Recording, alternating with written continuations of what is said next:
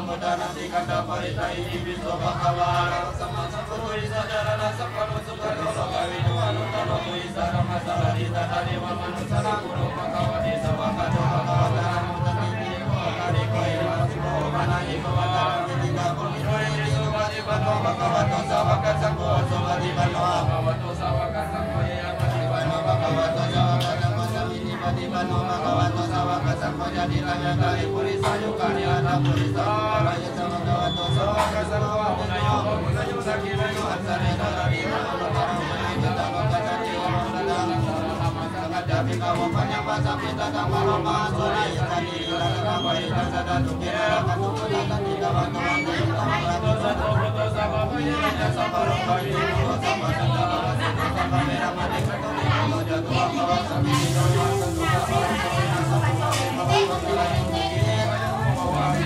sini sini kamu dapat jadi wajah taruh sama wajah dia cuma untuk kamparannya tuh diminta sama makanan dan kurang saja doa maka untuk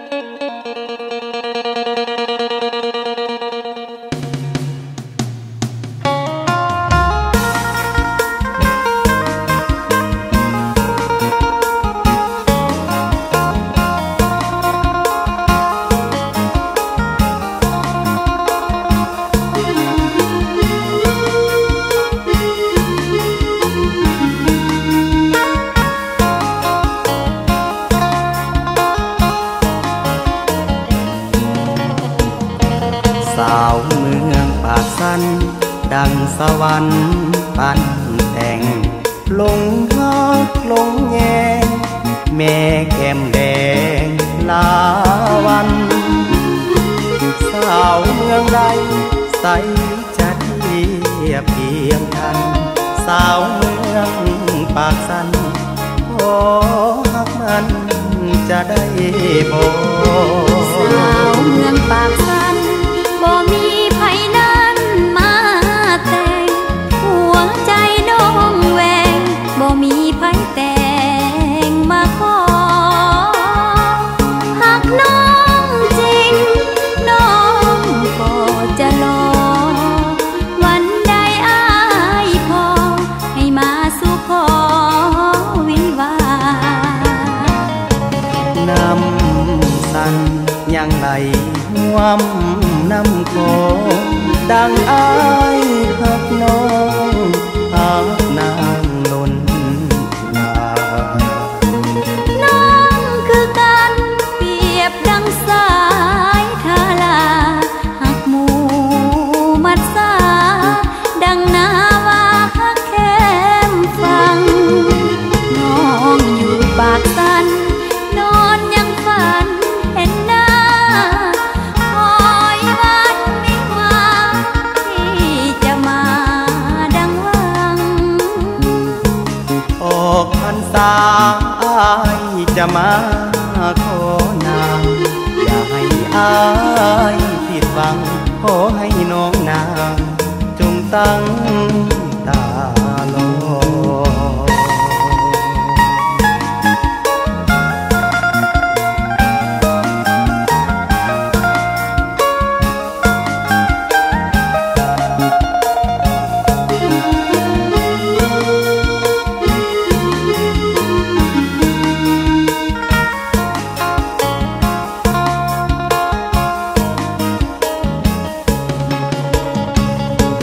น้ำสันยังไหลห่วมน้ำโขงดังอ้ายหักน้องหักนางล้นลาน้องคือกันเปรียบดังสายทาลาหักหมู่มัดสาดังนาวาหักแคมฟังน้องอยู่ปากสันนอนยังฝันเห็นหน้าคอยวันวิวาที่จะมาดังวังออกพรรษาอ้ายจะมาขอนางอย่าให้อ้ายผิดหวังขอให้น้องนางจงตั้งตารอ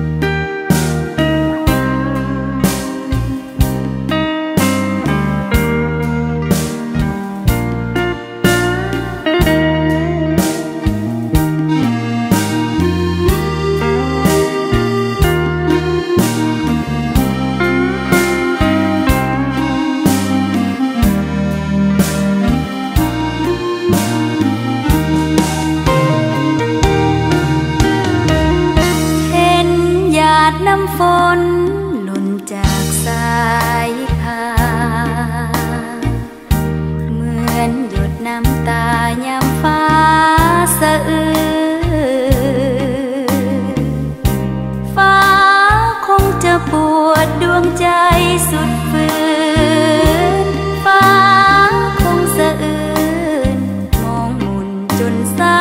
ำสวงในฟ้าโกรธเครื่องภัยเอกละทุมหรือว่าฟ้าตมเป็นแผลหัวใจเหลือมีความผิดคาลมวันไหวเหลือคนหักนาฟ้าจึงได้หลั่งน้ำตาดินอยากซักอยากเซ็ดน้ำตาฟ้าหลังแต่เก่งฟ้าสั่งว่าดินต่ำกว่าฟ้าดินยังหวังตั้งใจเอาไว้ว่าแม้นฟ้าสิ้นคุณปรารถนาจงโน้มลงมาดินจะปักคอฟ้าอย่าโศกสันอย่าหวั่นเกรงกลัวดินจะสร้างตัวเป็นภูเขาทองฟ้าคงจะสุขยามเฮาเคียงสองฟ้าคงใสสองสิ้นความมองมนหรือทาง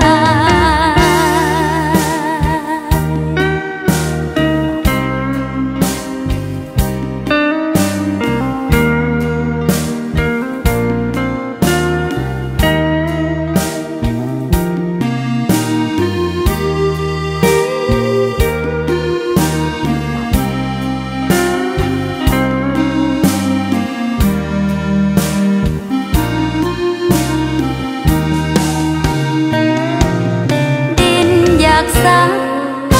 อยากเซ็ดน้ำตาฟ้าหลังแต่เก่งฟ้าสั่งว่าดินต่ำกว่าฟ้าดินยังหวังตั้งใจเอาไว้ว่าแม้นฟ้าสิ้นคุณปรารถนาจงโน้มลงมาดินจะปักคอฟ้าอย่าโศกสันอย่าหวั่นเกรงกลั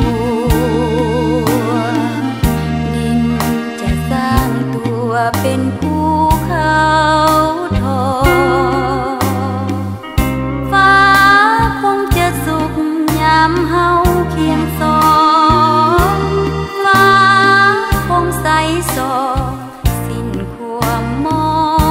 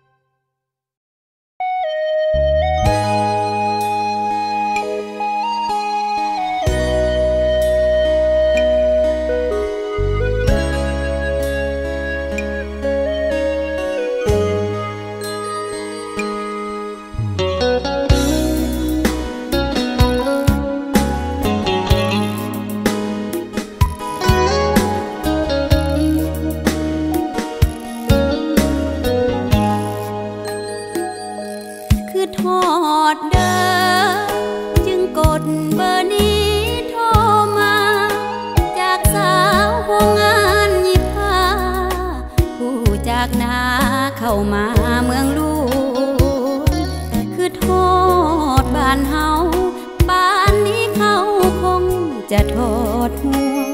อยู่ไกลใจน้องเป็นห่วงเบิ่งจันเต็มดวงแห่งคือโทษลา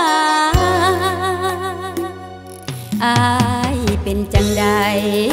พ่อแม่สบายดีบ่แล้งนี่กินข้าวแล้วบ่มื้อนี้คนรอเฮ็ดหยังน้ออายคนอยู่ทางนี้คือโทษคนทางนั้นหลายๆสงกรานต์เฮาคงสิได้พบหน้ากันคือปีผ่านมาคือโทษเด้อน้อต้มปลาขอใส่หน่อไม้ส้มแกงหน่อจ้าหน่อคมคือทอดต้มไก่อยู่เที่ยงนาน้องบ่ลืมดอกซุปผักนอกและปิ้งปลากาอาหารบ้านนอกโคกนาคิดขึ้นมาน้ำตาสิไหลคือโทษหลายเด้ออย่าลืมเด้อมือบุญสงกรานต์มือใดถ้าน้องกลับบ้านให้อายมาท่าหับน้องได้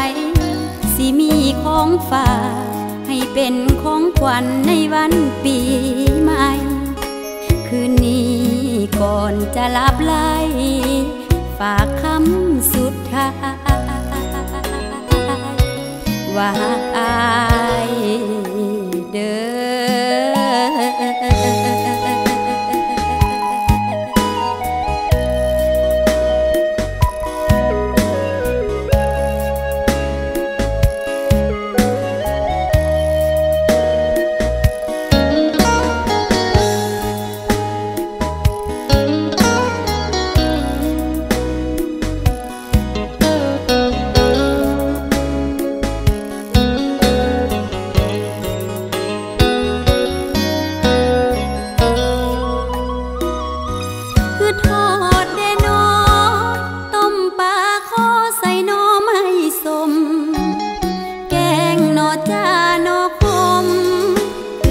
ต้มไก่อยู่เที่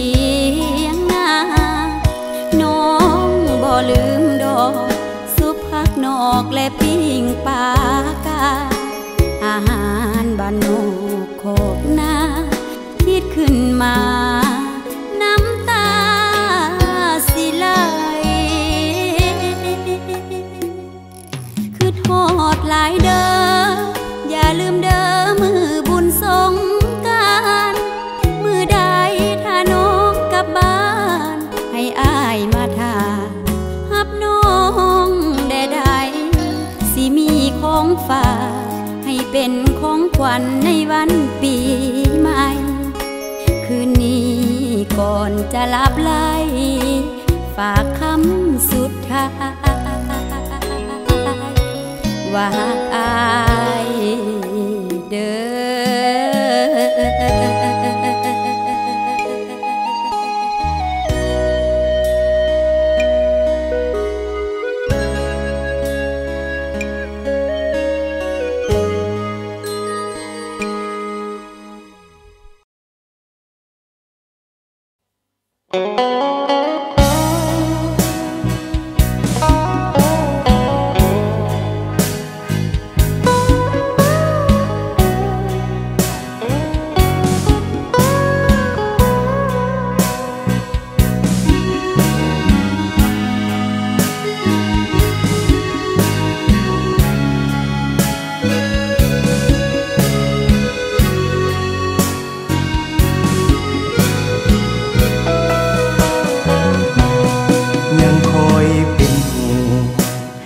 อ นางอยู่ทุกเวลายังปรารถนาให้นางสมชื่นสุขียังคอยคิดถึงดวง ใจยังคอยห่วงใยพักดีอยากให้คนดีมีฮักสุขส่วนนิรันดร์ยังคอยเป็นห่วงหาทุกลมหายใจยังคอยมั่นหมายให้นางพบทางแห่งฝันยังคอยลงฮักลงยังคอยพำเพอจาบันยังเฝ้าไฟฝันคืนวันเป็นห่วงหาจากจิตใจแท้ที่มีความหวังดีเพียงนางขอสมดังไม้แด่น้องฮักข้าแม่น้องหากผิดพลาดพังละทมสิ้นหวังอุลาน้องจงกลับมาจงกลับมา